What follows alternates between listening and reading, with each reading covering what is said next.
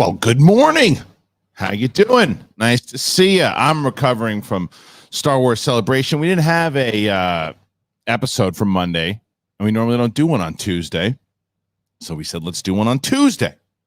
That's what we're doing.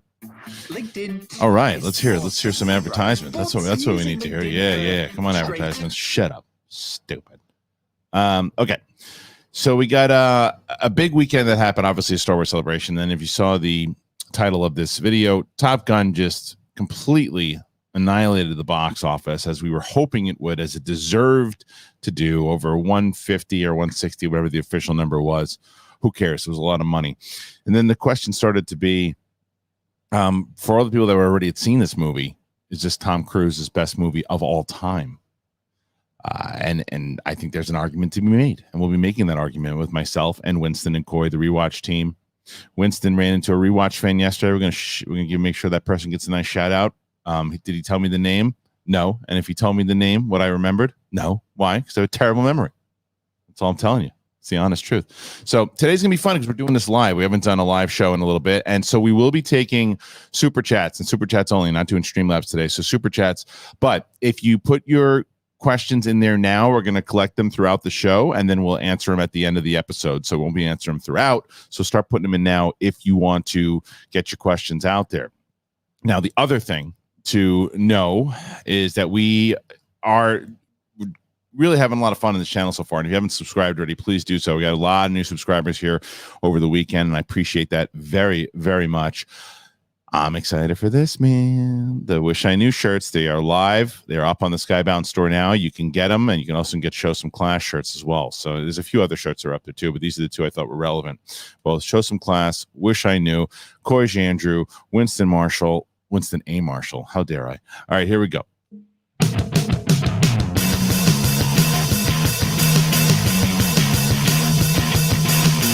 What's going on, everybody? Welcome back. We got the crew. Yeah. That's just sexy McNasty. Oh, you got look at that. You got the poster. Where'd you put? Your head's so big. What is going on over there? Such a big head. I can zoom out. I don't know why I did that. Yeah, that's weird. Sorry. I think mine too. Oh, see, that did a little wind now. Now I gotta. It's fine. So we weren't able to be in studio today just because it was kind of. We wanted to make sure we talked about this movie. There was no doubt about it. The three of us said we had to talk about it one way or another. We were just getting back from Star Wars Celebration. We're like, what if we just do a live stream, and that way we can have the fans kind of come in, super chat some questions, and get involved in it. And let's get into it. So let me ask you, Winston, was I overhyping this movie? No. No, you weren't. And you know that, like, I like Top Gun, having seen it twice, but it didn't have the impact on me that it did on the two of you. You weren't kidding when you said it's one of the best movies of the last few years. I will go so far as to say that it didn't break my top 10. And it didn't beat Everything Everywhere All at Once for me, but I would go so far as to say that it might be the best sequel I've ever seen. Wow. And it gets brownie points above other sequels that happened pretty immediately, because it's been 36 years and they still found a way to fully suck you in and get it done. And a lot of these delayed sequels do not hit at all. Well, you know what they also do normally, these sequels, like, and I was even thinking about, they announced like Beetlejuice 2, and I was like, there's no way that what Beetlejuice 2 or the Terminator movies or any of these movies should do is stick into the formula that made them successful in the first place and scale it back, and not have to commit to the way filmmaking is now made in 2022 with all the big CGI and everything. Because Top Gun Maverick could have easily added 50 or 60 plane battles and CGI all over the place. And it's certainly a bigger movie than the first one, obviously, with the budget that they have. But Coy, they use it in the right way with the practical effects that I'm hoping that other movies start to follow suit in, especially nostalgic movies like this, where sticking to the thing that made them popular in the first place.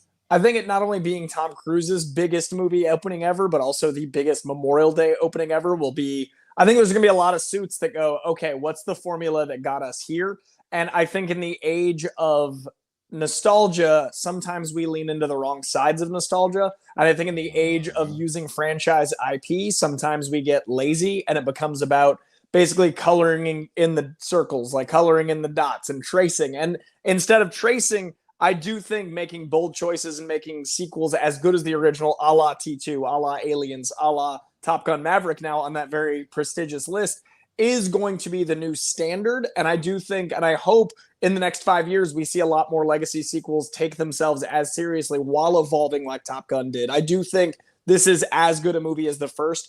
I can't quite say better yet, only because of my 33-year love of the first, but I will say that it gave me more emotional connection than any sequel has as an adult. And that's saying a lot for me because I love Winter Soldier. I love, those things, but those feel like they're part of a 30+ unit whole. Whereas this feels like when it's over, that can be over. And there's something really beautiful about that. Yeah, it's 2 movies. And scaling back to what you said, though, when it comes to it's funny when you hear people say, well, I don't want to say it's better than the first. And the only reason you're saying you're not saying it's better than the first, the only reason that I'm not saying it's better than the first is because you have, for people who love the first movie so much that you almost don't want to feel like you're disrespecting it by saying it. It's a better movie than the first movie. It's a much better movie. And the first one's good, but this is great. I love the first movie. The second movie is a better made film. It is a better written film. It is more relevant to even like I was just saying, relevant in the way filmmaking is made now, because we have evolved as how we like to take in stories from how we did in the 80s. We were a little bit more acceptable on some, subpar writing or some cheesy things here and there, but we've asked for more in our movies, and Top Gun Maverick gives us more. And it gives us more in the evolution of character throughout, through establishing team, through establishing emotion. I just can't believe how good it is overall. I've only seen a few people who are wrong, RB3, tweet out about certain things. Well, mostly it's been unanimous how many people kind of love this movie. Yeah, I mean, go ahead, Corey. I was just going to say, it's such a beautiful story because it's so universal. I've seen it twice, and the first time I saw it was in a regular screen, and I knew I needed to see it again, prime Dolby experience. But the second time I saw it was really beautiful to kind of catch other people's reactions. Now that I'd seen it, I knew it was coming. I knew what to experience. And it's such a universal experience of just awe and wonder and emotionality and connection. And I do think it tells a more universal story. I think the sequel story is for everyone. And I also like that it didn't feel quite as propaganda. This didn't feel like a Navy commercial. There are things that sell better here that are more approachable while also being one of the best blockbusters of all time. It's still a blockbuster film, but it's got so much underneath that, which is what movies should do if they can. No, 1,000%. And I think honestly, I'm probably the best control of this to really also just to go back to what you were talking about, Kristian, about is this better than the first? Because you were saying, obviously the tapping into the nostalgia. Again, the fact that I only saw Top Gun a couple years ago, again, like a week ago, and I like it. Again, they're good. This is, I can far and away say I'm not tied to the nostalgia. You know what I mean? And I genuinely think that this is a far superior movie. And it doesn't mean that one's bad. It's just if that was a home run, this is a grand slam. It's really that much of a difference in my opinion. Yeah, I mean, I agree, and I think that there's just so much. And so to let people know, by the way, we are going to be doing a spoiler conversation for sure. So if you want to send in your questions towards the end of the show that we'll get to about Top Gun, you can. But also to know that if you want to ask stuff about Obi-Wan or the Andor trailer or Celebration or anything along those lines, also put that in there because we'll be covering all that as well. But we wanted to get into the conversation on Top Gun Maverick because the 3 of us had seen it. We did our rewatch on it, so we figured we'd talk about it today. The other thing that I would that I think we just go to the conversation that I posed in the thumbnail and the title of this episode.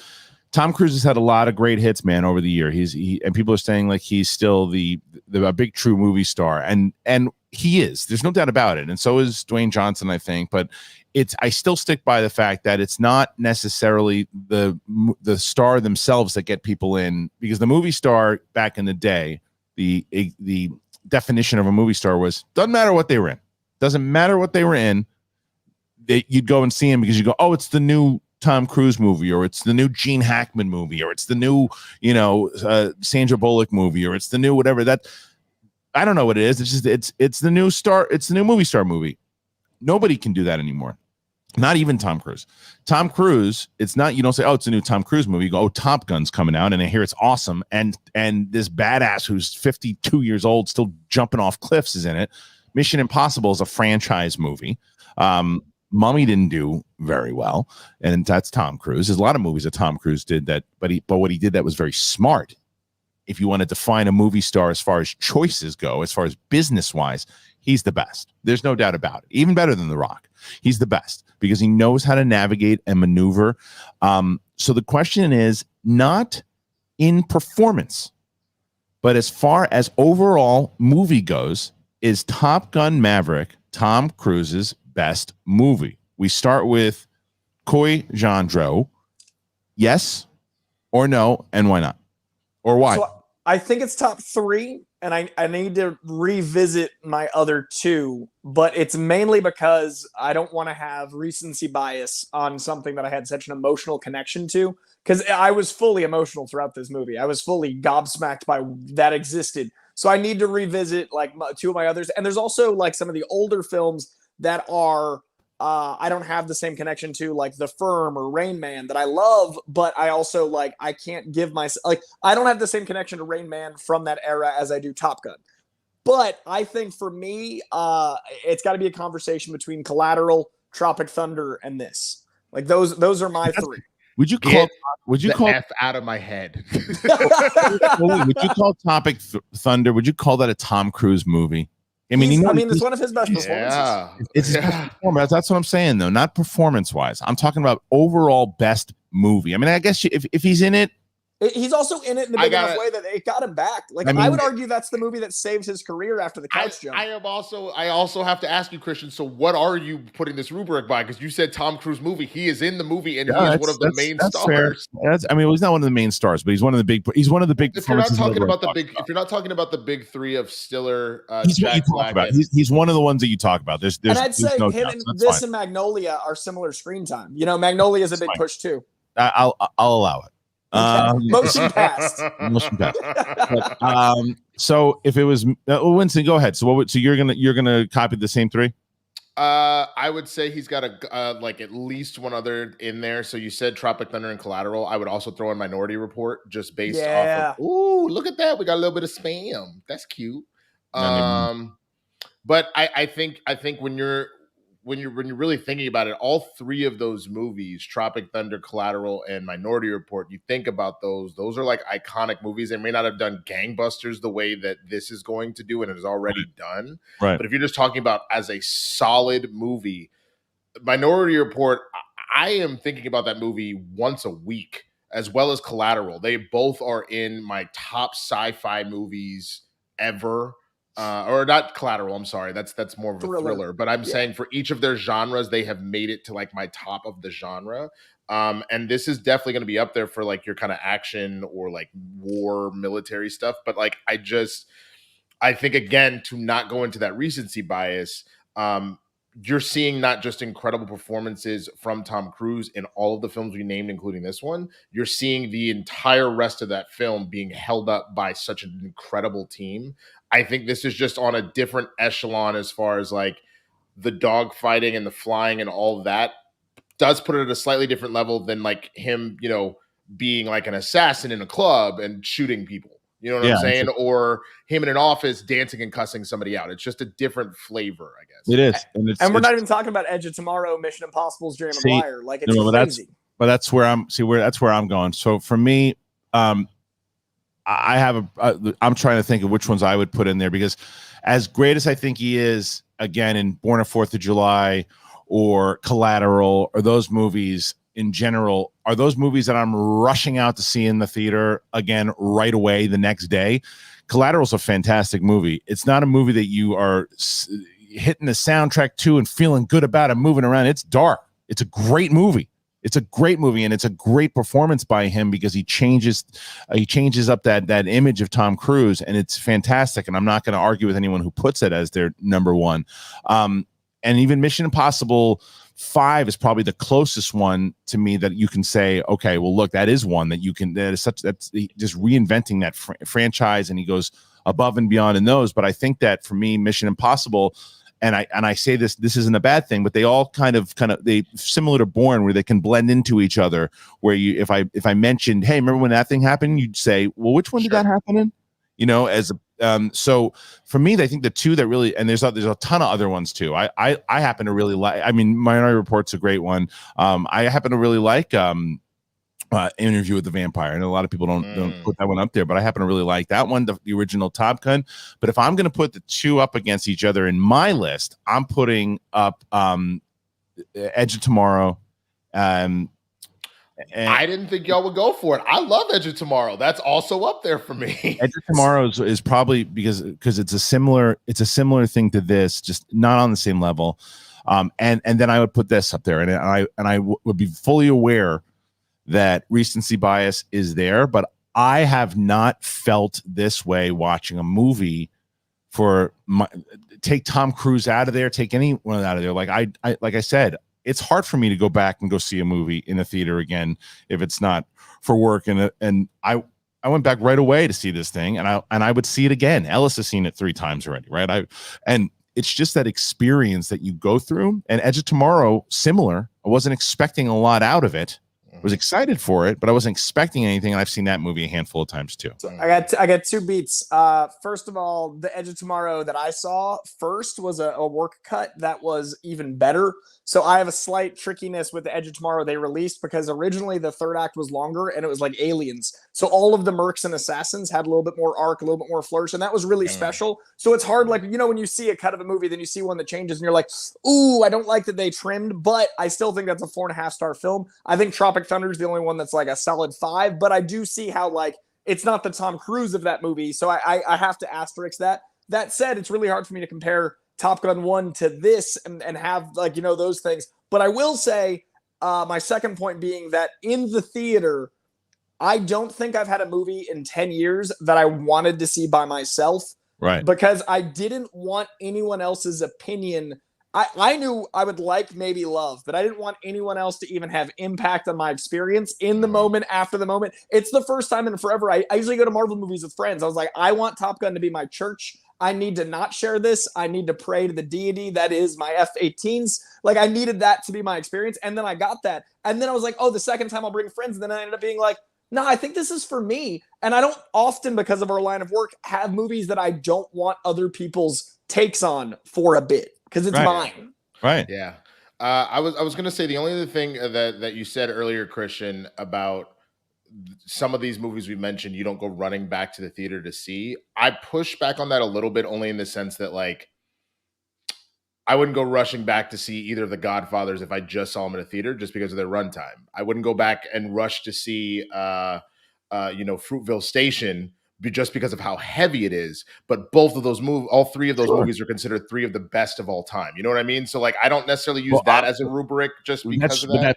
But that's what I'm saying. That's why I'm saying for you, right? Like and that's where I wasn't coming from a try to convincing anybody. This is more. This is more so for me of why I thought it was just a great movie in general, because I like the way it made me feel. I like the way that it reminded me of why movies are made in general, and it also and even those movies that you mentioned, like, there's things in The Godfather. I just watched The Godfather recently, and it's one of the best of all time. But there's still things inside of that movie I feel sometimes where I'm like, you know, I'll watch it. I'm like, okay, this is the part when he's in Italy, and there's a couple things there that it's fun to watch, and I'm always watching it. But it's like there are slow parts in that movie, and that's fine. That's what make up to it. There's just, for me, Top Gun Maverick, both times I watch it, I'm not saying Top Gun Maverick is a better movie than Godfather. Take it easy. What I'm saying is, you kind of implied it. I'm saying is the experience of watching it, right? It's like there was never a time I felt anything was slow. I felt like everything delivered. I felt like all these things were just, it just was an experience for me that I haven't had watching a movie in a while. And it also will pose another question after we finish this, but it just is so I don't know. It's just so new and so different. And I'm seeing a lot of the super chats come in about the questions. And don't worry, just to remind everybody, if they're like, "Hey, how come not answering the questions yet?" We're gonna wait towards the end of the show, and then we're compiling all the super chats that come in, and we will answer all the questions at the end of the show. So 2 quick things. The first, I want to do this now before I forget. Shout out to Andrew at the WeHo Best Buy. Thank you for your help. He actually made a joke. He goes, "I love the rewatches." And I asked him to find me something. He's like, "I couldn't find it, so I'm gonna just brought you a copy of Top Gun just because I figured Kristian would appreciate that." And I was like, "Hey, So shout out to Andrew. Appreciate your help, man. And thank you for watching the show. But then the other thing, I'm curious, Kristian, for both of you actually, what was your audience experience like? Because mine was hilarious. I went to 2 critic screenings, so it's harder to say. But I mean, Ellis is funny because I hung out with Ellis all celebration. He was just like, "Dude, you have to see it with a crowd, like a paying crowd, like Dude. people there to see." He goes, he's like high-fiving strangers, and people are excited, and he said it was like unity. It was like real talk. And for me, this was right up there with my experience with both Get Out and Black Panther, where in both of those cases, obviously very black movies, so you got a lot of black folk be like, "Oh hell nah, man, you better get out." But like same thing in this, I found myself being like, "Oh shit," like in the middle of the film, and someone laughed, and there was this sweet abuela next to me, and like at one point when he was like near the kind of end part where he gets shot down trying to save Goose or save Rooster. Like literally, the abuela goes, "Hey, Dios mío!" Like, I was like, "Yo, I know, Grandma, I know." It took that out. It puts you in that kind of mode. You know what they did so well was the way that they set up the mission from the second Maverick is presented with John Hamm. He was going to run it. I had a feeling. I had a strong feeling he was going to end up running it. Yeah, well, of course. But they also said like someone's not coming back from this, and you felt like that foreboding was about a legacy sequel character. Like it's a movie where he could have died. How many times did they set up that someone was going to die? And I had said this in the spoiler review with Ellis, and then people were like, "Oh, nobody died. Val Kilmer died." I'm like, "Yeah, I know," but I'm talking about like on the mission itself, right? Like they set up a few times where they had kind of looked like they were going to repeat a couple of beats that they did from the first movie, and when it looks like the one pilot is going to die when he's going up and he passes out, and then it turns out that like, oh no, and then it was it Phoenix. And Phoenix, when the birds hit her, and you're like, "Oh, she's both of them, Phoenix and Bob, right? They were Phoenix and Bob, and they could hit. You're like, oh, because the way that they set it up is like, okay, so what's the black dude's name that went up? His call sign that went up, or it's Payback. So Payback. I could ask Coy that. I could ask Coy that also. I just thought about it for a second. I was like, wait. I wanted to put you on blast. I mean, Jay Ellis, the actor, but yes, Payback. Yeah. So Payback, when he goes, they set that up, man, that it looked like he was going to go, and then they were going to go, and then they set up that Maverick was going to go. It was really well written. My audience experience was so like I said, I intentionally skipped the critic screenings, and then I couldn't make it down to San Diego for the premiere because I had the Doctor Strange stuff. So I was like, I want to see this with the exact right crowd. So I saw it on a Wednesday night screening, actually I think one that like Winston, we might have just missed each other. I went to like the AMC Investor screening, like an early thing, and then I went to Sunday night because I thought I'd catch the diehard Top Gun people and then the Memorial Day crowd. And the Memorial Day crowd, I saw like it looked like a dad that had served and a younger like guy in his 20s, like shaved head. And like at the end, they just like stood up and hugged each other. They were like 4 down from me. And I just saw this like beautiful father-son moment. And I was like, God damn, like movies bringing people together like that is what I love. And there's some movies I outright skip the critic screenings because like I don't want to experience it the first time with judgment. Like that's just not for me. So I highly recommend I will say a theater. There didn't seem like a lot of judgment at it seemed like everybody was enjoying it as well. It just didn't seem like kind of like hollering and people going nuts and all that type of stuff. But I see more people have put in Minority Report as one of his best. I like that movie. I don't love it. I like it a lot. But I certainly think this is. I mean, Winston, you and I can argue another time. I think Top Gun Maverick is far superior than Minority Report. I like the Rock of Ages love I'm seeing. That's what I'm that 80s rock out. But I think you're totally entitled to that, and I think there's a number of things at play there. I know one obviously is your love for this particular franchise, but I do think there's a lot of things about this movie that are done so much better than Minority Report. But if I'm talking about overall, so the story, like any of the suspense involved in it, stuff like that, for me, I still give it to Minority Report. But fair. So yeah, the suspense to me and everything, the character, I think was just, there's more. That movie just kind of relies on Tom Cruise. This movie relies on everything, because the relationship between him and Jennifer Connelly, and the relationship between him and Miles Teller. I thought that Glenn Powell does a phenomenal job as Hank. A lot of new, the way they introduced a lot of people, and John Hamm came out swinging, bro. Danny Ramirez. I mean, there's so many. It's just everybody delivered that they were supposed to in this film. I also really enjoyed the metaphors for what the movie theater experience. Like, it feels like Tom Cruise was defending movie stars. Like, there were so many lines of dialogue where like, it's over for blah, blah, blah, insert movie star here. And he's like, but it's not today. Like, it felt like we were like saving cinema. Sure. Like, every moment that was like, we filmed this practical, we're doing this movie this way. It felt like what Top Gun was the exhibition line of cinema, because Tom Cruise is such a like movie theater guy. So I felt like so many moments were like a metaphor for what it is to be an aging movie star, what it is to be someone who does this skill set, what it is to not be on TikTok. Like, it felt to me like we were defending cinema itself at times, and that was beautiful. Yeah. I got a question. Did they play for y'all the kind of premiere footage before your movie started? Was that for the early event? Okay, so they did this whole thing, which actually really got me even more hype, where they went through the premieres throughout the world. So off of a U.S., they had a legit U.S. Navy like ship that they did the OG world premiere on, but then they went to London, and they went to Brazil, and they went to all these countries, and they were talking about the history of it, and they were talking to all the new actors and what it meant to them.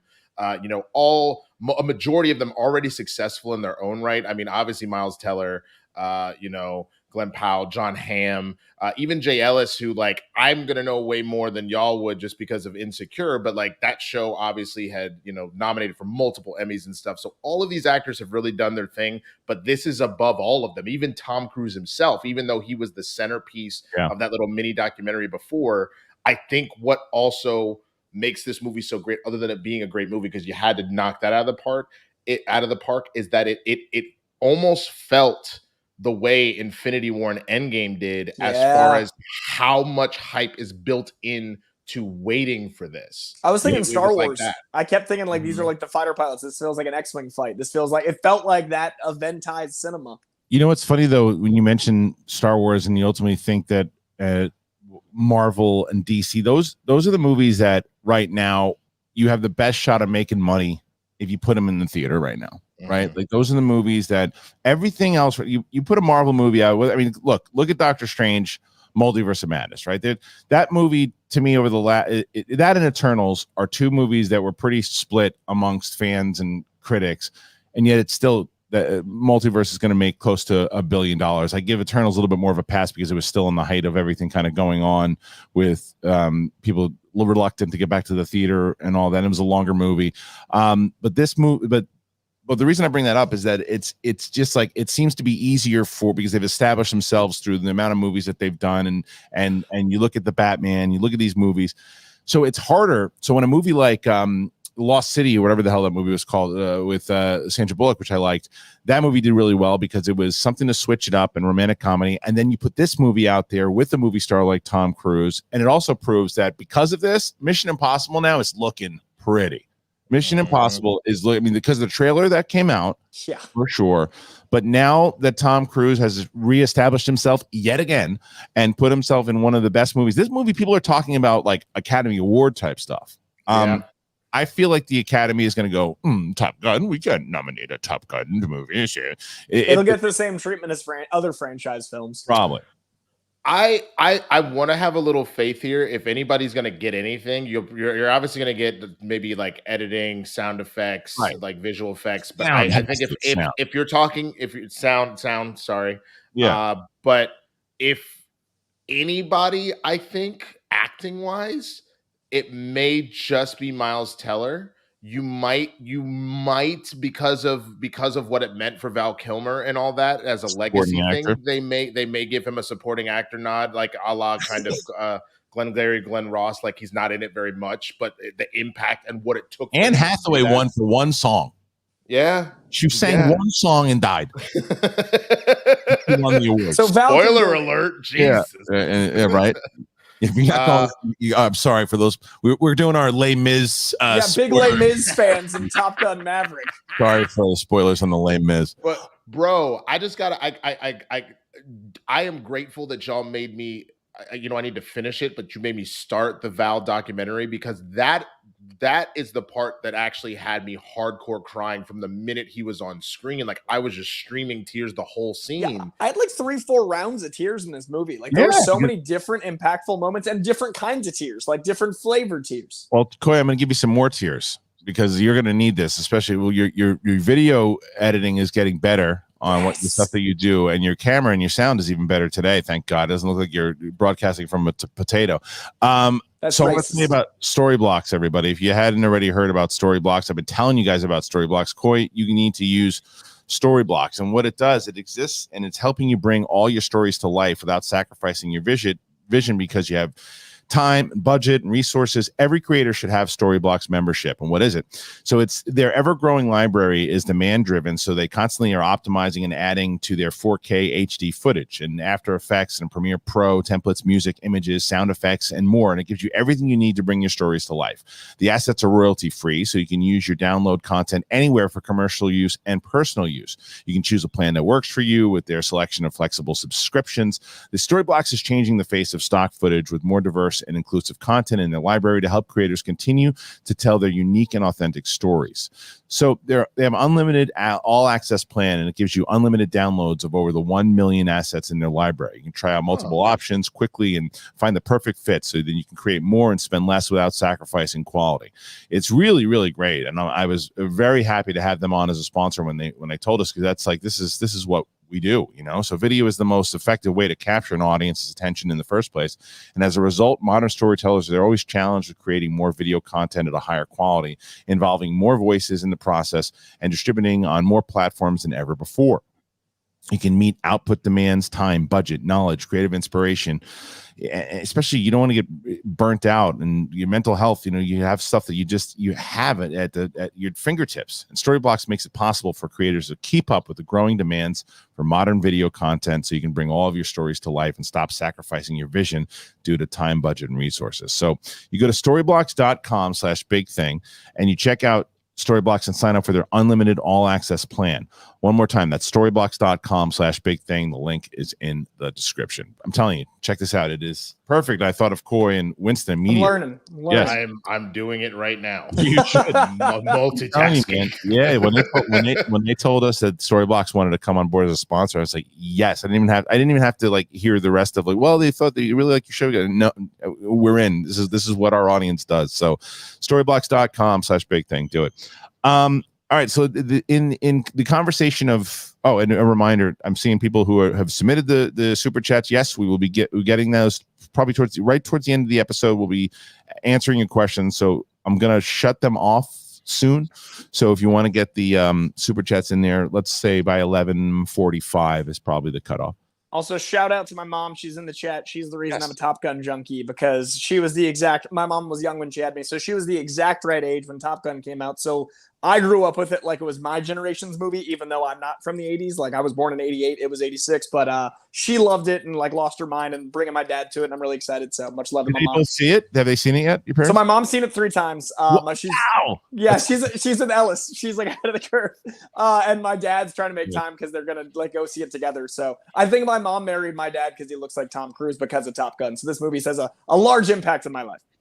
Yeah, it's so good. It's funny. I do see like one person in here saying that people are overrating it. I couldn't disagree more. I think this is a movie that is completely lives up to the hype that has been put with it. Someone said summer blockbuster that had no villain. I was like, there's so many villains. It's just not a mustache twirling singular villain. And that's my big thing. Villains don't always have to because again, I hate to keep tapping the same well here, but like Fruitville Station, for example, the villain there's no villain, but the villain there is just like the society that allows someone to get shot on a train. You know what I'm saying? Plenty of movies don't have I'm Thanos, I'm going to blow up the universe. And it's for the best because the world doesn't always have a singular villain. Like that's not right.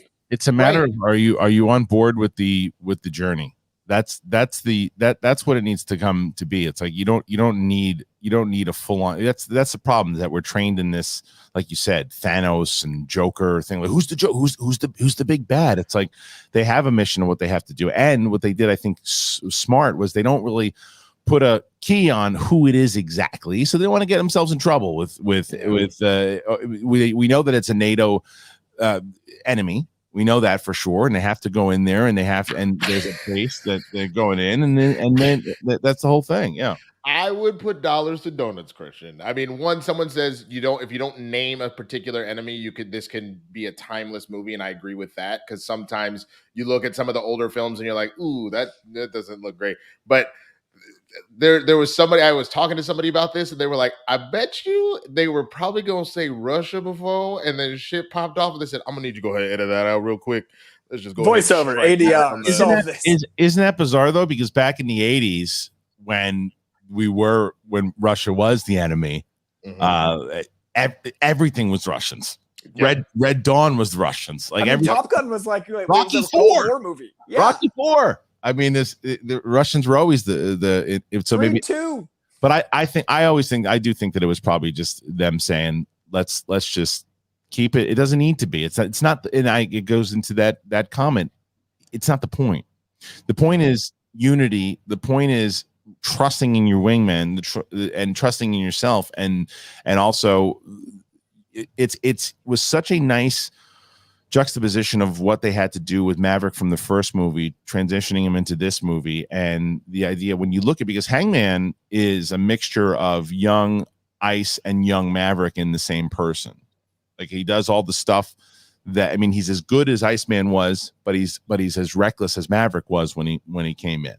You know, and then I also liked it because I thought that was what Rooster was going to be like. I thought Rooster was going to be the cocky kind of Maverick type, and he's not. He's more like his dad. He's a little more reserved, and he doesn't want to get himself in trouble. Which the other thing that was interesting is because, and maybe y'all know more about this, but the people that are typically riding back seat, they don't normally. I'm assuming they're also pilots. They're just obviously not the better of the pilot that normally is in the front of the cockpit. No.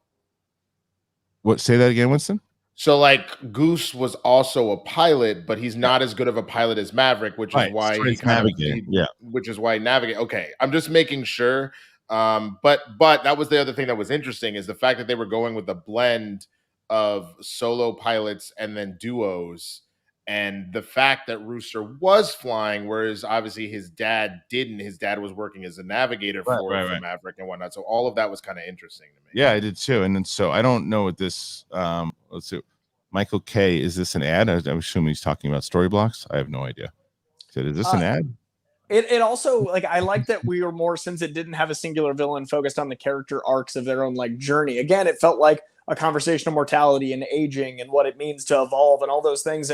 And even seeing Maverick's evolution, I don't think if we had a singular villain, it would have worked. Like, I don't think the film format, like I also, it was nice to have something feel unique in that it wasn't at a directive. I liked that it wasn't just a dogfight movie, but we still had the big setup to the third act, which had all the emotional stakes from the first two acts and then the dogfight. And there's nothing quite like the third act of this movie. Bro, because like the thing that got me is automatically I'm like, y'all ain't gonna be able to take off. Okay, you took off. You better not have nobody figure out what the hell's going on with y'all. And then it's like, oh God. Well, what's flying a plane from the 80s against some 2022 and that nostalgia is how I want nostalgia. Seeing him. Everything about that scene, the fact that he's in an F-14, which is the original plane from '86, and then the fact that Goose's son is with him in the back, and he's trying to navigate through, and it's like all of it, and then he's got to protect everything, and that he can't bail out, he can't do the thing, and then like the fact that he tried to sacrifice himself 3 times, which is what he wanted to do for Goose. Yeah, the only part that I was nervous about, and they got away from it really quick, where I thought it was going to turn into a Mission Impossible movie, was when Maverick ejects, and then Rooster comes back to save him, and the helicopter's firing at Mav, and he jumps over the thing, and I'm like, is this quickly got rid of it. Quickly, I was like, "Is this Ethan Hunt or is this Matt?" Yeah, because Pete Mitchell would only be able to do that tree jump. That's the end. Like, you know what I mean? He's a pilot. That's the end of his skill set. He's dead after that. He got thrown out of a bar like 48 or whatever, like a week before. He's great in the air. Do not test his ability on the ground against an Apache helicopter. Right. But I loved that we also had that beautiful moment with Hangman, because like when they grounded Hangman, I got a Glenn Powell bias, but like at the same time, we got that same moment of like suspense, and that's him learning his lesson. Like he didn't leave someone out to hang. Like there's so many moments of just like and with a bow on it. Right. And that I think that was another one of those, and this might just be the more films I watch, but especially as I'm writing more, like that was another one that I saw coming a mile away, but it didn't make it any less satisfying. I thought maybe one of them. Yeah, I thought one of them might die. There's a few times. Yeah, there was a few times that Maverick, they set up like Maverick's going to go, because when he's talking to his bud from the beginning, and by the way, when that scene with we didn't really talk about with the opening scene with Mach 10 and all that, and how he's setting him up again, he's still pushing it, and it's like he had it. He just can't. He's the fastest man alive, but then he's like, he's got to go faster, and he's got to do it again. And even and it was funny because even though he blew up this $1 billion plane, whatever it was, Ed Harris is still like, all right, well, you saved everybody else's jobs. Like, he did? Oh, wow, okay. He's still but it showed you how much Iceman was able to save his ass like so many different times. So yeah, the fleet of the entire Pacific Coast is the only reason, because the moment Val died, he's fired. Like they were just, and the whole Navy's waiting to fire Pete, like the whole time. Well, look, so once again, we're gonna shift real quick into Star Wars Celebration and Obi-Wan and some stuff that we didn't get a chance to cover together, and then that's going to be brief. So if you guys, we're about to shut off super chat, so if anyone's that come on in, send them in now. Any questions that you have, and again, it could be about Star Wars, it can be about anything you want, but we're gonna wrap it up pretty soon. Yeah, go ahead. My last beat on Top Gun, so sorry, I wanted to say I love that we got this new crew that felt like they could also continue the legacy, which made the suspension of disbelief about Maverick dying even better. And a lot of movies that have Tom Cruise in them, it's hard for anyone to get their time in the sun. So I was really impressed at Phoenix and Bob and Hangman, like everyone being interesting enough that I wasn't bored of them. Like I was genuinely invested in the football scene. I was genuinely invested in who got in. And I also think that that's a great way for people that didn't grow up with the first one to be like, oh, I can identify with, I've got this character, I've got Payback, I've got, so I thought that was really well maneuvered, especially when you've got a movie star like Tom Cruise. Agreed. Is that your mama down there, your sister? Stephanie's my mom. Stephanie? Okay, word. What up, Mrs. Andrew? Biggest Top Gun fan ever. Awesome. I love that. We should do an episode with her and Ellis. Yeah, we'll Skype them in. Hilarious. So, okay, let's Winston, I want to talk to you first about Star Wars Celebration, because you were watching it from afar this weekend, because you were what did you see kind of coming out of it that stood out, the big things that you were like, oh wow, I didn't realize that was going to happen, or stuff that you saw that was released that you were impressed with? I mean, I was already excited about Ahsoka Tano. So seeing some of the stuff that they teased there was pretty cool. I was jealous of y'all getting the screening of Obi-Wan early. Obviously, it came out a few hours later, so who cares, one way or the other. But it probably was very cool to be in a massive audience of people to watch that. It was fun because when Hayden Christensen walked into the room and they gave him like, so he did. Yeah, they all watched it. The cast all like watched right it to the right of me. But I sat it was next to Sam and Tamora. But watching that, like that was to me, it was like being in the premiere with them. That much was. But yes, they released it right after the screening aired. So yeah. Okay. Other than that, I mean, I believe it's what the Anders show. Andor. Yeah, Andor looks good. Other than that, I missed a lot, obviously, since I wasn't at the convention. It was more just peeping our people being all over the place. Like, shout out to Ace, who apparently killed God knows how many panels. He did a few panels. Yeah, I hung out with him a couple times over the weekend. He was doing very well with panels, and he sold out. Riley, the Star Wars in 30 minutes, they sold out, or awesome. Room was packed, I should say. And it was hilarious, really, really funny. That show needs to be all over the country. It was so good. Yeah. So Coy, go. I was just like, Coy, you covered it. Now I know I saw you in the panel on Thursday and at the screening. Did you get to see any other panels, or were you doing strictly interviews after that? So I was doing Friday. I was on the floor because I was helping Box Lunch out. So I made it to a couple panels on Friday. I made it to the 20th anniversary Attack the Clones panel. I was at all the stuff Thursday, and then I was at a couple of things Friday. But my favorite thing was I got to see John Williams get wished a 90th birthday from Harrison Ford, and my life changed. Like that when Harrison Ford was on the side, and I was like, John doesn't know he's here. No, and like great. because like you and I both had good seats. Like I saw Harrison, and I was like, no. And then the moment of pure emotion that came out of John Williams, and then Harrison getting choked up was like seeing our childhood get to experience their love for each other in front of 4,000 of the people that would care most. It was pure beauty. It was the community experience that I love cons for. I have a bittersweet memory now of that whole thing because it was just incredible to watch, and I had taped all three of his the things that he did, and I put up the John Williams plays the Obi-Wan theme, and it did like 300,000 views in like 2 days. A lot of people put that up. Nobody's video was taken down except mine. YouTube removed my video. I don't know why. They didn't even take away like normally they do like monetization or they share the monetization or they just took it down. They said it violates standards. I'm like, well, why? Here's these other 34. It's literally the same video as these other 4 videos, and what's the difference? So like, oh, we're looking into it. I'm like, come on. In 6 months, it'll come back up and it'll stay at exactly the video count it is now. We're appealing it. I've appealed the it. Man. Keep appealing it 3 times.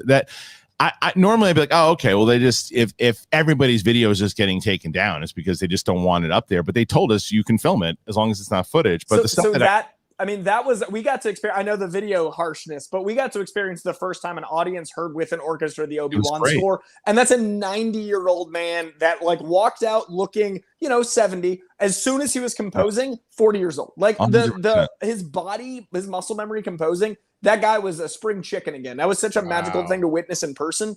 And then the 20th anniversary thing was really cool because I know the prequels have become, so beloved to a generation that is at these cons. So being in a room where you can see Hayden still in disbelief that he's getting cheers, you can see, I'm sure Ewan McGregor, he said over and over again how much it meant that the prequels have found their audience. But Hayden Christensen is a perfectly nice guy who got ripped apart for 20 years. So it's almost like he gets the reverse Vader arc. It's beautiful to see people love on him publicly. So like seeing him get emotional, seeing that experience, I got to talk to him briefly after, and we talked about like what it is to be at a convention as an adult and what his journey, like he's a really nice guy. We had a good long talk. It's funny. Like, it's funny crazy to be there. It's funny that you say that too, because he's clearly the most like anticipated like person that everyone's waiting for now too. And again, if you haven't seen Obi-Wan 1 and 2, we're going to throw a couple spoilers here, so you've been warned. So what people were asking me after a couple of people that I ran into, and even fans that I ran into, like, well, what did you think of Obi-Wan? I said, for me, episode 1, I'm at around a 94, 95%. Episode 2, I'm at like 74, 75. Because the first episode to me was set up really well. I think the positives for me are Obi-Wan and his despair. And again, spoilers for people who haven't seen it. I thought the actress that plays Leia was great, and I think it's just some criticism. The 5%, one of the big reasons the chase scene in the woods is terrible. It's terrible. Oh my god! It looks very CW. It's terrible. It also just doesn't make sense. Now flea's a little out of place. You could probably catch that. I mean, my 4-year-old tries to run away from me, and before I could just like, kind of grab, and I'm slow. I'm rooting for Reva. I am not there with Ingrid Moses as an actress yet. I just don't think she's I think it's more of a Deborah Chow. I love Deborah Chow, but I think that it could be a direction thing at the moment too. To me, she's overcooking Mad, and I think that it's just telegraphing an eventual face turn from the beginning of this thing, and it's like it's just too predictable at the moment with that, and I think that's why the second one doesn't play for me as well as I wanted it to. I like where they're kind of putting her story. If they deliver on it the right way, as long as she doesn't turn good, she turns good, I'm going to be like, we saw that coming a mile away. But we talked about that weeks ago. Like that can swing. Yeah, I'm worried about that. I would prefer, if they're going to do this, she doesn't need to go good, but she could just be done with the Empire. She could still be evil and just be like, I'm just gonna do my own thing. Screw you guys. Like I would be totally fine. That'd be much more interesting to have someone that was like a rebel evil, like, you know, to rebel against the Empire, not be a rebel. Well, that's what Asajj Ventress kind of did. Also, she didn't. I mean, she kind of turned. It wasn't like a full on good guy turn, but she just had enough of it. She felt betrayed by the Sith and she took off. But there's so many, like Star Killer, Kylo Ren, Vader, like so many people have just it's so predictable. And it just seems like they're going that route with her. And I think that it's just, I don't know. I'm hoping that I think that you know she can turn it around and they give her a little bit more to do. And the thing with the Inquisitor, people are like, oh, the Grand Inquisitor, they're going to retcon Rebels. They're not retconning Rebels. There's no remember that species has two stomachs. Yeah. And he's either gonna heal, or B, it's not him and it's somebody else. They're not gonna retcon Rebels. If Darth Maul can come back with spider legs, right. Homeboy can come. Like yes, he got cut. He got cut in half. So but I'm really enjoying the show. I mean, again, that's the beauty of television as opposed to movies. Did I like the second episode better than the first? I didn't. But the ending scene with Vader in the bacta tank and that creepy music, it's like, how are you not like anticipating that third episode? Like, wow, what's going to happen? It's tonight. It is tonight. Holy crap, that's right. I'm so behind. Because Friday, it's the Wednesday release, so it's only 4 days. It's right. So what I think will be a big error though is if they don't, after they set up that whole Vader thing, if they don't give us an episode with Vader today, I know that if you anticipate it's gonna bring down your expectations. No, it's just that's the way that they set it up. Also, I don't want only you also only have 6 episodes, right? Yeah. If you only have 6 episodes, we are starting Act 2 tonight. You can't just wait to show, like, do not Rogue One this thing. I loved that in Rogue One because it had nothing to really do with Vader at the time. But if you try and do that shit here, I'm gonna have issues personally. Also, Hayden's been too like forefront that if they hold it to episode 5 and 6 with my press Hayden's done, we're gonna feel like we got shortchanged as opposed to Rogue One where it was a surprise. Like this isn't a surprise. I'm just saying if they wait until episode 4 again, because it's like, well, you know what? There's got to be consequences now, or how's it going to play out now that Reva has killed the Grand Inquisitor? How's that going to play out? I don't want to know about that yet.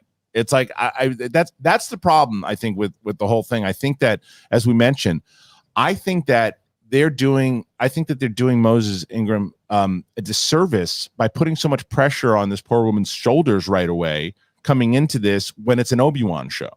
And it's like, did you see their posts today? Star Wars tweeted out, I can pull the whole tweet up, but like already they're almost doing like pre-damage control because I guess people are already kind of coming for her, and they essentially were like, do not come for her. Absolutely do not do it. Well, that's stupid. The fact that people, not that Star Wars did, but the fact that fans are going after it's stupid. It's like there are two sides to this, right? The first side is there's clearly a set of people that are just going after this woman because of A, she's a woman, B, because she's a black woman. There is, and I hate to tell you, there is a pocket of people that are doing that. But it is also fair to say that there also are people who don't love the character yet. I'm one of them. I am rooting for Moses Ingram. I happen to think she's every time I see her in an interview and every time I see her with Hayden and Ewan, they have such a great dynamic. And I think that she seems like just a really, really wonderful person. I don't know her personally, but I'm just not blown away by the A, the character, and B, the performance. There's 4 episodes left. I could come back to you guys and say, whoa, she really turned it around, man, and she's fantastic. And I think it's fair, though, that you can also criticize the performance and not be classified as the only reason that you're not rooting for her, because. But it's tricky because there are people who are doing that. Right. Well, so they put out today. It was it's about 12 hours ago. So it was at around midnight. But they tweeted out, "We're proud to welcome Moses Ingram to the Star Wars family and excited for Reva's story to unfold. If anyone intends to make her feel in any way unwelcome, we have only one thing to say: we resist. There are more than 20 million sentient species in the Star Wars galaxy. Don't choose to be a racist." And good for them for doing that. Absolutely. Mhm. Because I think that like I said, there is absolutely a bunch of people who are doing, because it happens. It's long overdue. Yeah, It's long overdue. 100%. After Boyega, Kelly Marie Tran, it is long overdue. I couldn't agree with you more. I just, there's it is, like I said, though, it is tricky though, to where, like, when you're critiquing and you're saying, but I think there's a way to critique the performance and do it respectfully, and do it in a way that it's like, and the same thing where you're looking at look, here's I think, to me right now, if I'm going to rank the performances in the show thus far, obviously Ewan McGregor is number one. I'm putting Smits at number two. Jimmy Smits, this is the best Bail Organa has been so far since he's been great in a lot of stuff, but his dynamic with Leia, and then I would put I'd probably Joel Edgerton was really good. I was gonna say Joel Edgerton, really, like, I love that dude because of Warrior, but it was so good to see him back. I also, I know y'all aren't going to agree with me, but I just, considering what they decided to make the character, I really enjoyed Camille Nanjiani. That was fun. I thought, like, I already know, because I can see it in your face, Kristian, and I had a feeling when I was watching the character, I heard your voice in my head being like, this is Amy Sedaris all over again. And it was less of that and more of, he's literally playing the same character he plays in everything he's in. Everything that he's in, I actually liked him in the second half better than I liked him in the first. In the first half, sure. I was like, oh, I turned on a new MCU show. I didn't realize I turned on. When you compare that scene with that humor, that forced humor of, here he is, he's gonna joke. Oh, we brought him in to be funny. Joke. As opposed to the scene with the Jawa, which was hilarious and just Star Wars humor. That's what I always talk about, like the difference of it. I like him a lot. I think he's great. But that did not work for me, that scene at all. It was so Marvel. I do want to say, broad strokes, like I was a little worried about going to Celebration. Like, while we're talking about Celebration as a whole, I was doing stuff with Box Lunch. I was excited for a con. I was excited to see my friends. But admittedly, the last 5 years of being online, especially the last 3 years because of the pandemic, Star Wars is something I'm afraid to talk about. Like, Kristian and I have talked about this, where, like, I enjoy Star Wars, but since I'm considered an expert in comic books, people assume I'm an expert in this too. And when you don't know, like, Chewbacca's cousin, people get mad at you, and it's a really, it can be, not always. It's like Game of Thrones also. Yeah. So, but I'm saying, like, online Star Wars fans scare me. It was amazing to be at Celebration and to be reminded what Star Wars fans actually are. Like, the people that actually love Star Wars, not the people that love arguing. It's social media. I've been telling you this. It's social media. I'm giving credit. No, I know you are, but I'm saying it's the proof that social media is a detriment to society. Oh, it's the worst. Because here's the reason why. We were in the convention center, and the guy, one of the hosts, he's like, I'm telling you right now, this is being around all these people and talking to all these Star Wars fans, and it's the most generous and great and open and fun community. And I wrote, check their Twitter accounts. It's like, because I guarantee you, there's some people that were in that room like, hey, and you're going to tell me, odds say that there are some people that were in that crowd that are miserable on Twitter and miserable on all these platforms, but it's just something about Instagram and Twitter and all that stuff. I'd say like 5 to 10% of people in there are duplicitously evil at home, but 90%, I think it's the people that leave their homes are generally more adjusted. Yes, because you're not a real person to them until you can touch or you can see, and it's just a character or anything too. And you feel like there's someone that we met, and this has nothing to do with being a bad person at all. It's just showing kind of the difference of what social media does to a person, right? It's a person that we know who is a sweetheart of a human being, very shy, and when you meet this person, they're just kind of like, how's it going? How's it? And super nice. Will engage in conversation with you when you talk, but more of like an introvert, and not someone who's going to be out there. But on Twitter, very vocal, and not in a bad way, just very vocal. Voices out there and talking, because you're at home and you're like, okay, go, and you can be who you want to be and just be a voice. And sometimes that's great for people, but sometimes it also allows people to go, and you're just like, well, but oh, maybe I shouldn't have done that. I think I needed Star Wars Celebration to get me back into Star Wars because The Mandalorian started to do it. But that was right before the pandemic, and then the world was all online, and I think I forgot how magical this community is. And I want to be more invested in Star Wars again, and I haven't said that in a decade. I want to, I care about this fandom, and it was really beautiful to be around people that are so loving in that. So, I'm back, but it feels weird to have one thing change me. So I feel like Obi-Wan is always going to be a special place in my heart because I was feeling all those, I was huffing the fumes in that theater, and I was like, this feels good. I like this. I'm loving the show, and I love we're in the potential of where it can go, and I think that there's a lot of, and the Ahsoka trailer looked fantastic. Andor to me was the biggest surprise because, like I said, Andor looked so good, and it hit the things that I said. As long as it doesn't just do one thing and it explores the Empire also, and it absolutely looks like it's doing that, so I'm pumped for it. But and the way they described it, the 12-12, and also the community in Star Wars, all the behind the scenes and actors are some of the kindest, most warm. I loved Celebration. It was special. Good. Okay, so speaking of special, we got some super chats that came in. We're going to answer those, and we're going to call it a day today. If you didn't already know, before we get into these questions here, ladies and gentlemen, please, this show, the Sith Council show, all of the shows that we do, Apple Podcasts, Spotify, make sure you subscribe to it. It helps us out tremendously. It helps us get great sponsors like Storyblocks and other people too, if you help us out. So please go ahead and do that. And let's get to some of these questions. All right. So the first question here comes in, Senior Film. This movie rocked. Watch The Boys, Harloff. I know I do need to watch The Boys. I've watched The Boys. Yeah, I haven't seen season 1 yet. I will. I'm going to check it out for sure. I mean, season 3 is coming up, so I will try to watch that soon. I watched the first episode of Stranger Things last night. So, okay, start that. Yeah, same. Star Wars threw off my Stranger Things schedule. Yeah, mild mannered comic nerd with a really nice super chat. Thank you so much for that. Thank you. Very generous. Great to see you guys live. Goy, you're the Peter Parker of our universe. Winston, are you hyped for the new DBS Hero movie? Kristian was Penny in the first movie, and did you buy anything at Star Wars Celebration?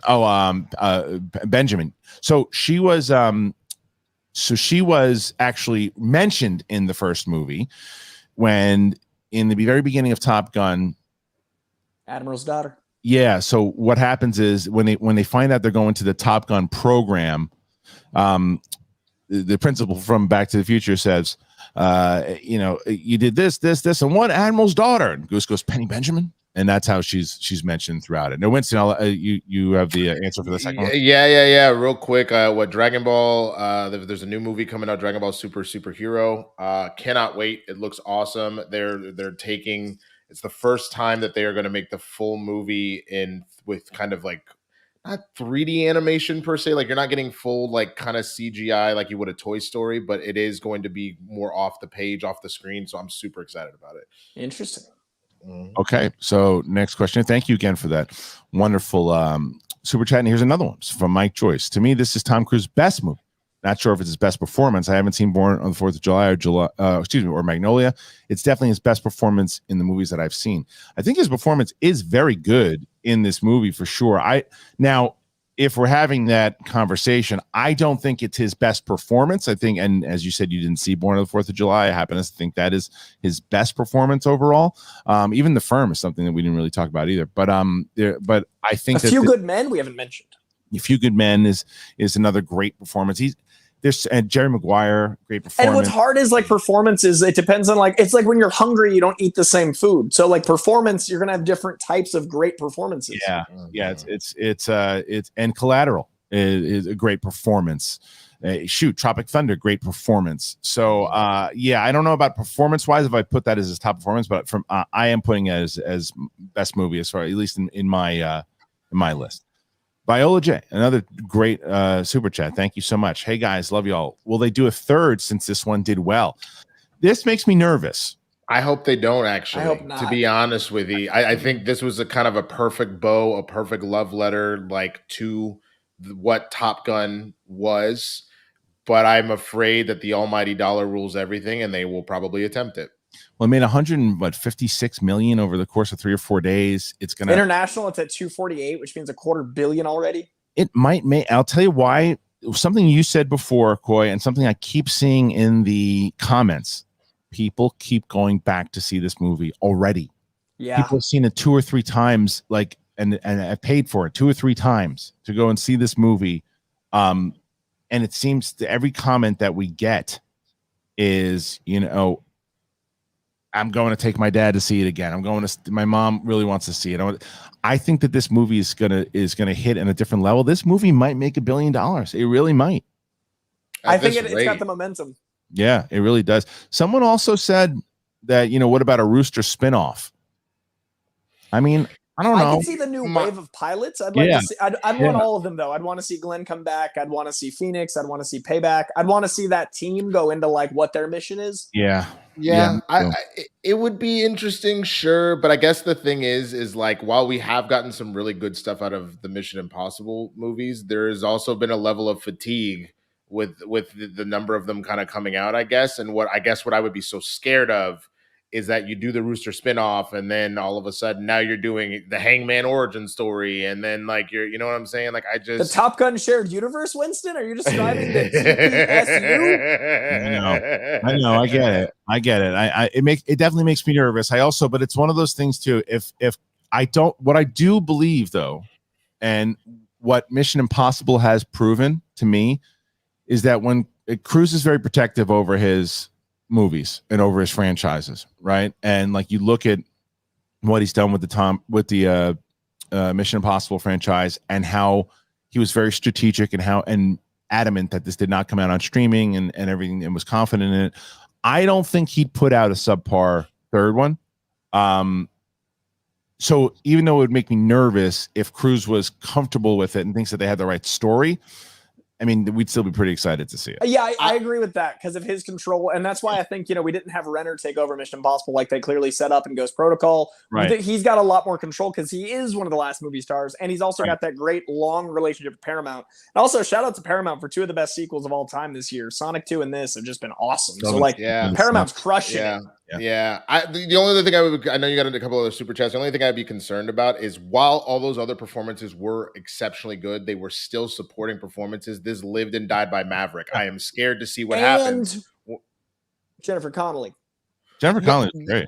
No, she is, but it's still, this is about, like, if we lose him, are we still as invested in this franchise? I don't think that we will, and I don't think you can. I think Winston's right. I don't think you can do a Top Gun movie right now without him. So yeah, I hear you. I just realized we hadn't mentioned Jennifer Connelly and how great she was.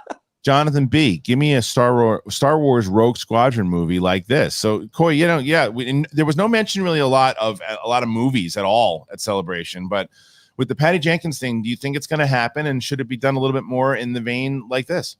I think if we talked earlier about movies being inspired by Top Gun, one of the greatest things that could happen for me as a fan of both Star Wars and Top Gun is if someone at Lucas goes like, wait, that Paramount thing that came out and made $1 billion. Like, it'd be amazing to see X-Wings and TIE fighters having a dogfight that's actually the movie. It'd be amazing to see.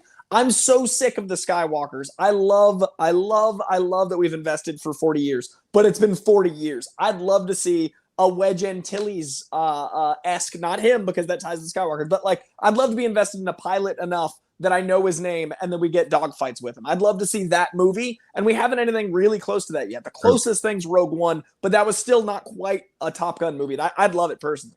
What do you think, Winston?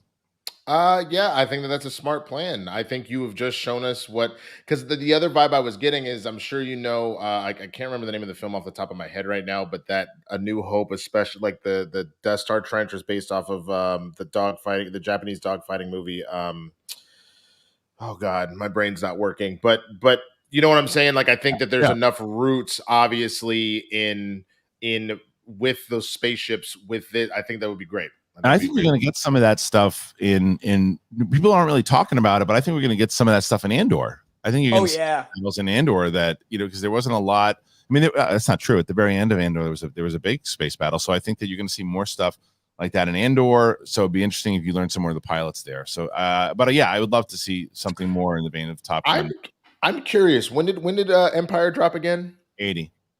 I wonder if anything of Top Gun with Goose dying was just them looking at the Hoth battle and amping that up a little bit. Because, Luke for half a second goes, come on, man. Like when his homie gets shot and then he's got to worry about what's going on. So I'm curious. Yeah, could be. All right, let's see. Connor Story. Thank you so much for that one, Connor. How awesome would a Rogue Squadron movie be with Macquarie Kaczynski at the helm? Thanks for everything you do. I look forward to big things, Sith Council and Koi cast every week. Cheers. Well, thank you, man. I appreciate you very much. I think it's the same thing we were kind of talking about. It was people are excited for this one, and it's more so a different venture off of the Skywalker saga, right? And to do some more adventures into something else. So I think it could work out pretty well. And it's a galaxy far, far away, not a family far, far away. We need to branch out. Right. All right. Let's see the next one here. Oh yeah, same thing. John or as Rogue Squadron movie. People are getting excited for that for sure. Russell Amador.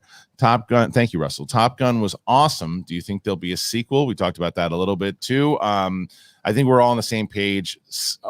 We don't necessarily, we're not clamoring for it, but if Tom Cruise announced it that he was excited about it, I think we'd all be curious to see how it came out. Shaman John, well, thank you so much. Only Winston understands this question. Is the dimension Gogeta and Brawley created during their fight? What does this mean? It is Dragon Ball stuff again. Yeah, no, for sure. It's possible. I don't think so, but it's possible. I mean, there's a lot of dimension smashing that happens over the course of the series, so we can talk about that somewhere else at some point. All right. Wild Man Beyond. Nice. There's absolutely nothing wrong with this movie except replacing Berlin with Lady Gaga. Not having my breath away is blasphemy. That's hilarious. But I think I liked what they did though, because they made it that's the type of modern stuff that they did add, that the Danger Zone touch. And the reason why it works so well is because it was in the very beginning, and it's almost like how you start off Top Gun films, where it doesn't impact the movie itself. And even what's the song that I've been listening to nonstop is the football one, right? The One Republic song? Yeah, man. I thought that was catchy as hell too. It's really, really good. I ain't worried about it, I think it's called. Yeah. Either way, that I think that those little modifications actually worked for me a lot, because it modified it and yet gave it the same vibe. Okay. Is that the same one? Okay. And back to Wild Man Beyond. I would love to see a spin-off. Maverick isn't the only lovable character. I can see the Top Gun universe expand like Marvel. I mean, they just have to be careful. And I'd want Tom Cruise to be involved, because if they start to get, too many missions and too much, when it starts to get a little bit more unbelievable, and we start to get more of those helicopter scenes, that's the issue. Well, what's funny, Kristian, because as far as why I think this is also a better movie than the OG Top Gun, obviously the OG Top Gun was about the school. You get back to the school here in this one, but the mission that ends up happening at the end of Top Gun is just like, okay, you graduated, we're going to throw you into something. Right. It's kind of a last minute thing versus, again, the villain we were talking about is the time frame. You've only got 3 weeks to get this training done, how dangerous this mission is. It's hanging over our head the whole time. We're like, guys, we need you to get it together. All of the first one is kind of theoretical, and then something happens, whereas this is like, we have a real thing kind of going here. So if you can find a way to anchor it, sure, but I agree, you do not want to expand this too much, even though you like, printing money, because you will shoot this in the foot and ruin this. And I do think there needs to be escalation, like you just described the first one as being like, missions and things that are theoretical training. This is a ticking time bomb. This is everyone's already a graduate. Things have evolved. But at the same time, it didn't feel like sequelitis where everything has to be bigger and bigger and bigger. What they did was they kept it similarly scoped, but the ticking time bomb was the pressure we felt. And then obviously the technology improvements made the dogfights bigger, but it didn't feel bigger for the sake of bigger. And I think that's super important for a third if they go there. Agreed. All right, let's see. So this is then Jam and John. Thank you. What will be the tone for the next Batman film? I hope the noir detective tone doesn't disappear. I don't want Batman to get too techie. Corey, I'm going to give this one to you and let Winston finish, because I do think that they're going to stick to what they've been doing because it was successful. Why shift away when Gotham became such a tremendous character in this?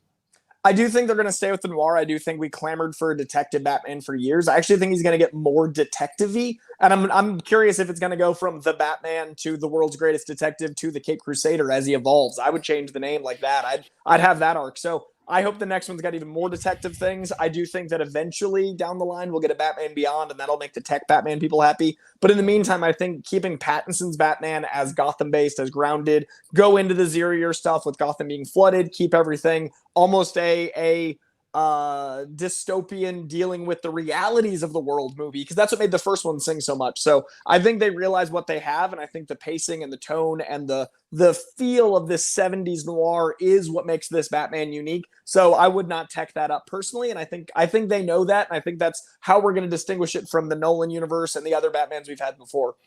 I would say that you keep it in that realm, but you push a different element of him. I agree. You don't need to dive fully into the tech here, but maybe you get more into what the fighter and willpower side of Batman is. So like him trying to fight the Court of Owls, for example, that is like damn near breaking his will multiple times because it brings a lot of fear from what happened with his parents and all that kind of stuff. So there's a lot of ways you can go with it, but I agree. I think you amp up the detective a little bit, but focus on a different element of him that isn't the technology.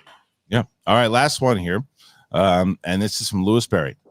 This is the best sequel since 2049. It's going to be hard to argue with that. It's such a great movie, and I can't wait to see it again. And I can't wait for it to come out on streaming and watching it back here and chilling out to see it. It's a movie that I feel like I'll be watching over and over again. The sound is so good, the fights, everything about it, and we're glad that we got a chance. So, couple things before we wrap up. Just a reminder that we are getting into the full rewatch.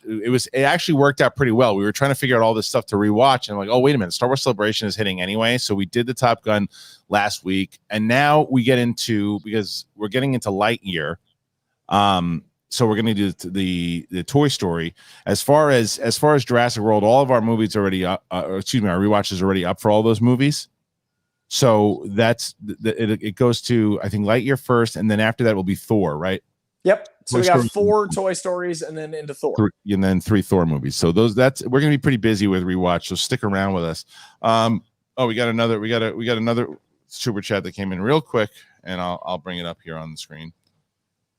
And Wildman Beyond again. How about a Top Gun Iron Evil? It's funny that you say that. Brett Sheridan brought that up, by the way.